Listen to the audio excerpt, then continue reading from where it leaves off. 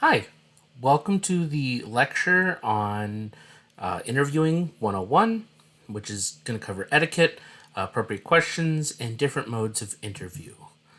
So I want to emphasize this right now. This is not extensive or going over every single thing, but I am covering kind of the big highlight points.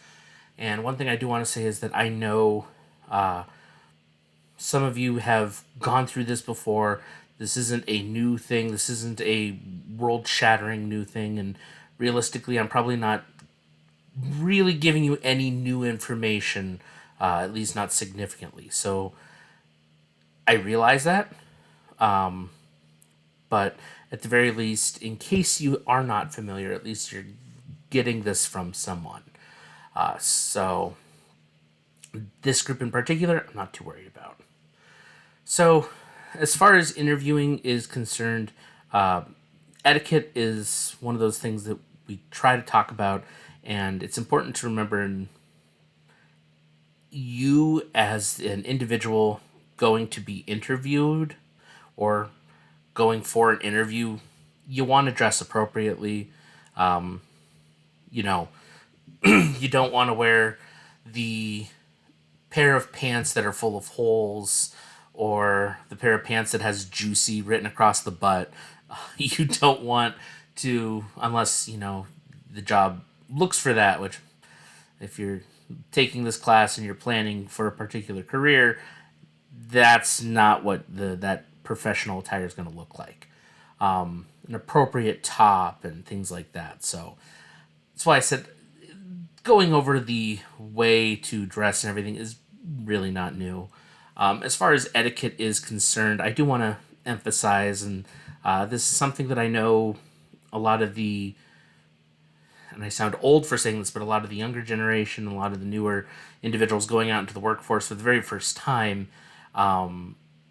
this is a whole different ball game, and there is surprisingly rules and etiquette for how to conduct yourself during an interview. And I do want to emphasize that even if you have gone through it, you probably know some of the basics of etiquette and rules. But I feel like I wouldn't be doing my job as an instructor if I didn't talk about it. So obviously, one of the things to keep in mind when doing an interview is to be respectful the entire time. I know even if it's a job that you plan on not doing after going through the interview process, don't be a jerk about it. Just, you can politely say, thank you very much, but I choose to withdraw my application at this time if you really don't want to do it.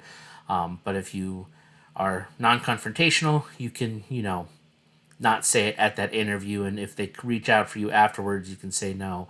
But that whole thing is you don't be rude and crude. You show up on time, which on time for me, the way I was raised by my mother, is if you're 15 minutes early, you're on time. If you're on time, you're late. And honestly, I will say that a good number of places that during their interview process, that is something they note of. Is were you there 5 minutes beforehand? Were you there 10 minutes late? Those kinds of things. It's important to be consistent and punctual and respectful. And one thing that seems really weird to say, but during an interview, you're allowed to say, I don't know. You're allowed to not know an answer to something.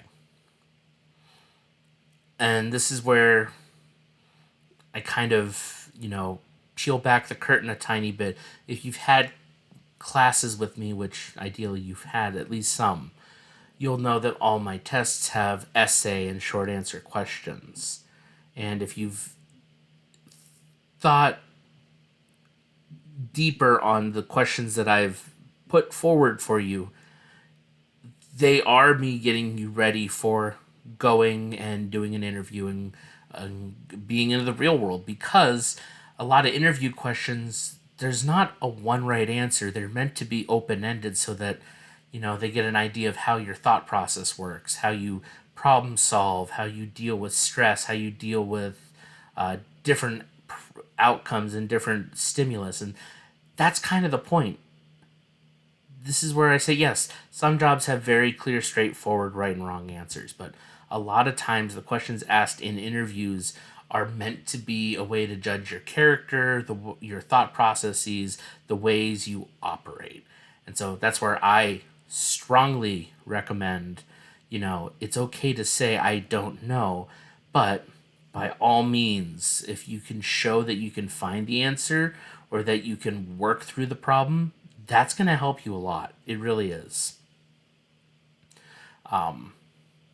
Obviously, as somebody who has anxiety and depression and somebody who is definitely on the autism spectrum, I know it's hard to do, but I want to emphasize that, you kind of you be yourself, but you also, moderate yourself. You don't go full off duty Alex. My name's Alex. Off duty Alex is all over the place, and I jump from one idea to the next, and I have 1,000 things that I talk about at a time, and I go really fast.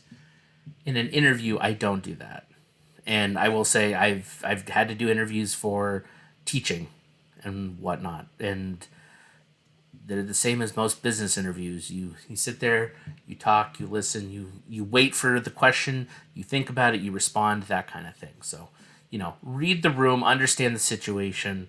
I know, especially with some mental health disorders, that becomes harder, but you try your best, that kind of thing. Realistically, this is why I said the etiquette part. This group in particular, I'm not worried about because I know you've done the interviews before because you're not first time students that are, 19, 20 years old. You've had life experience, you've worked, so you know how the job market, or maybe not the job market in criminal justice, but you know how jobs and interviews and applications and all that work. So I'm preaching to the choir. I'm really using this as a springboard lesson that I can take this video and use it in the future and modify some of these parts out so that students have a straightforward idea.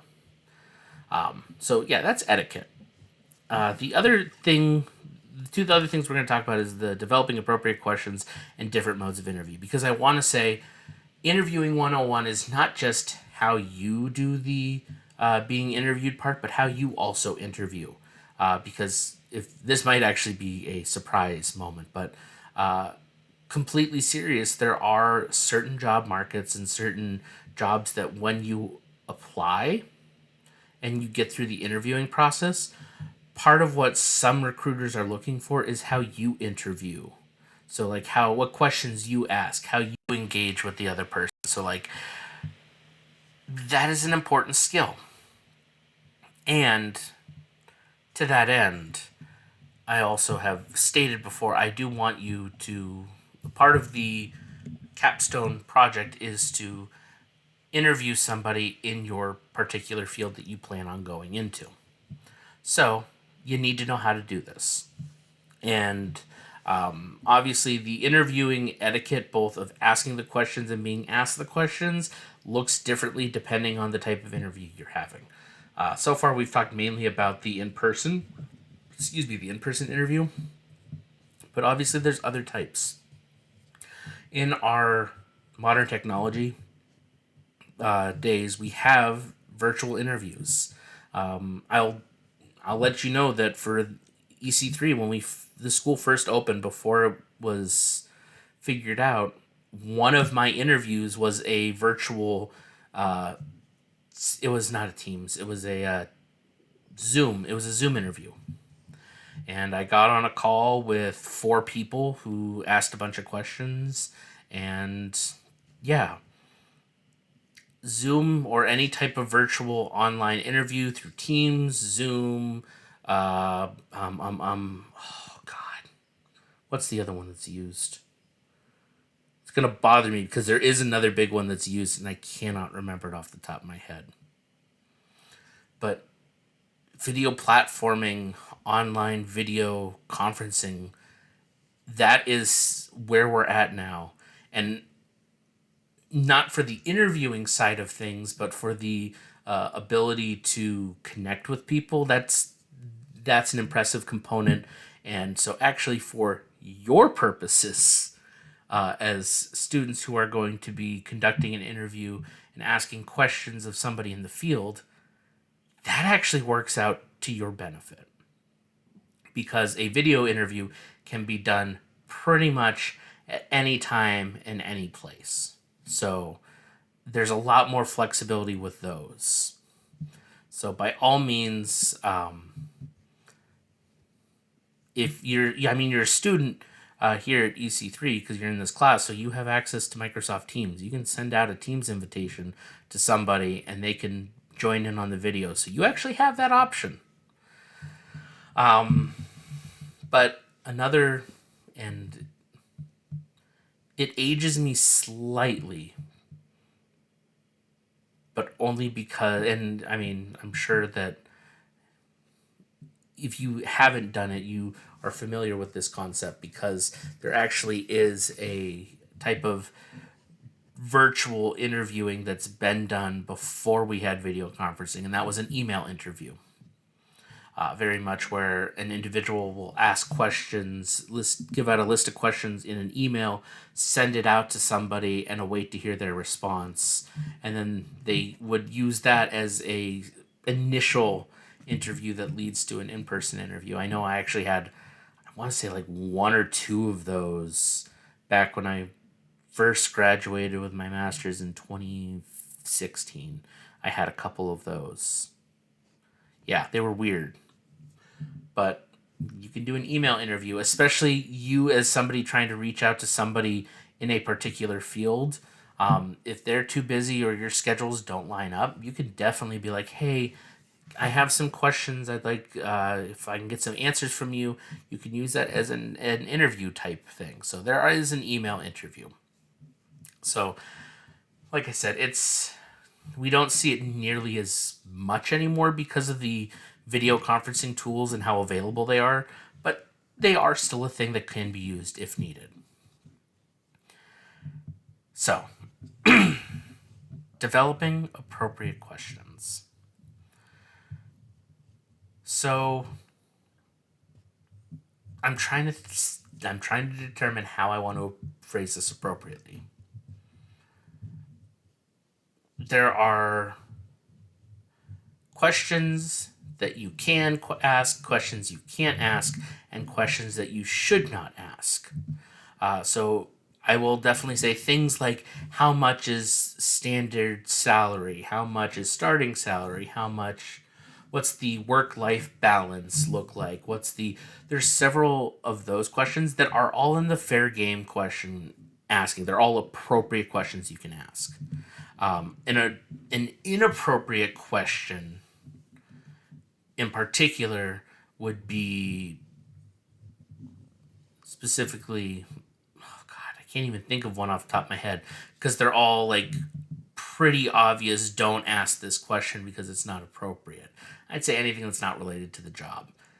Now, questions you should not ask, at least not in the way that most people do ask them, would be things about controversies and problems that a company has experienced. So that's why I said I want to very carefully approach this. You can ask if you know that a particular area has a low enrollment rate, or a lot of not so many people apply to it, or that a lot of people leave that job. You can ask, why is there constantly a flow of people leaving, or why is it not being applied as much? That's an appropriate question. What would be inappropriate would be, what have you done wrong that led to this? If you put blame on someone, nope, inappropriate, don't do that. You're allowed to ask why a job is continually open and things like that. Those are fair questions. Really, what I want to get to with appropriate questions is, you can be bold, just don't be a jerk about it. So for you, for the capstone, for the interview, for this assignment, I want to emphasize some very good questions that should be asked. And please note, even if you don't ask these questions, you're not going to lose points for it. But I want to emphasize, and why I do the video anyway, is to give you some ideas. Personally, I think some good questions to be asked are things like that work-life balance. What are some expectations of the job, especially if you are interviewing somebody in the field that you want to go into? Ask about what a typical day looks like. Tell me what an average day in this job looks like. Don't be afraid to be specific. Say, if the job is normally 9 to 5, what does the 9 to 5 look like? When you get in, what's the first thing you do? And throughout the day, what is your normal process? You can ask that. You can also and should ask, what's a busy day look like and what's a slow day look like? You can ask about what type of clientele you deal with, because especially in criminal justice, depending on where you are, will change what your clientele looks like. You can ask those questions. I encourage that question, in fact. You can ask what salary is. If you, and I will say, don't push the issue if somebody doesn't want to tell you what their personal salary is, but they can give you a ballpark idea. Don't be afraid to ask for a rough estimate. That's a safe thing to ask. We get really weird about finances in this country, and in job markets don't want to talk about how much. It is normal to ask about it. Don't be afraid to ask. You can ask about benefits. You can ask, because you're interviewing someone, you can ask, why did you start working here? Why are you still here? Why, like, all those things. You can ask that. Obviously, don't be like, why are you still here? No. Like, what motivates you? What keeps you coming back to the job? Like, you can ask those types of questions. And in fact, if it's in a particular field you really want to spend a long time in, that's the type of question you should ask. A question, I will say, that's on the borderline of, it's not inappropriate, but not everyone's going to be comfortable with answering it. But one that I do think more people should ask is, why do you keep coming back to the job day after day?